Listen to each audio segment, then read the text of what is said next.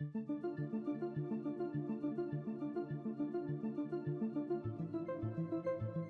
good way to approach Rothko's work is not directly through his paintings, but through his writing. Rothko not only painted, but he produced a series of written text in which he explains very clearly the intentions behind the painting. In those texts, Rothko says that he wants to produce miraculous images. He says that the painter has to be able to perform miracles and that the paintings themselves have to be miraculous. This is a masterpiece of simplicity and beauty. The two fields of colour are so rich, so sublime. As a work from 1968, it's the summation of all of Rothko's pictorial concerns, the way that fields of colour react against each other, the ability to draw the viewer into the deeper layers of meaning beyond the surface qualities of colour and form.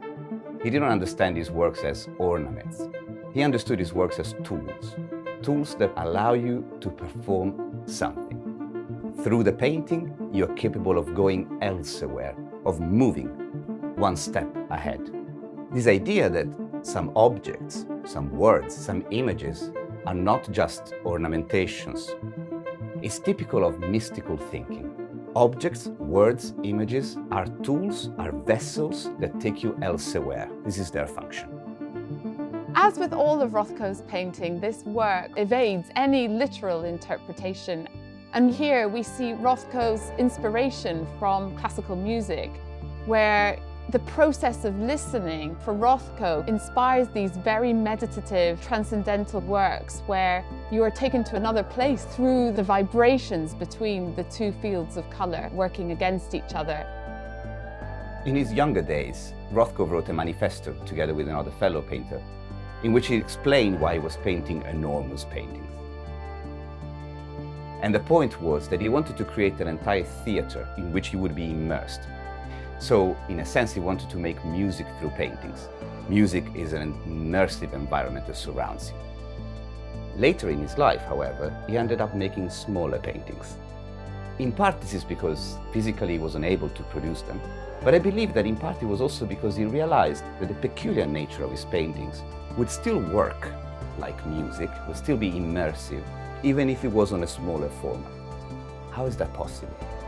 What kind of object can be enormous while remaining small?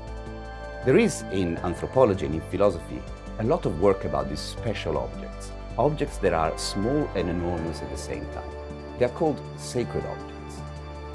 A sacred object, like the relic of a saint, is sacred because if you concentrate your gaze and your attention enough, you're capable to see through the object, through the word, beyond an image of something that is entirely invisible. This is called a hierophany, so a manifestation of the sacred. The experience of the sacred reminds you that there is more beyond the limit of what you understand, and invites you to go towards this elsewhere, this excess. The sacred object, such as one of Rothko's painting, is that particular vessel that allows you to approach this elsewhere. Though critics and historians often speculate that Rothko's works from the late 1960s and the darkness of the pigments that he chose to use is characterized by his own internal conflict and strife at the time, when you stand in front of these works, in fact, you really get a sense of the inner light behind these layers of pigment, the subtleties between the two fields of colours and the vibration between the variegated fields brings these works to life, and it really is a transcendental, otherworldly experience. It's a bit of a different experience than standing in front of most other works by Mark Rothko. It's much darker than Rothko's earlier production. Black, blue, but not just black-blue, however. Black-blue, and the contours, the surrounding, the edges of the painting are slightly unpainted. You see a little bit of something slightly luminous. There is an aura behind it.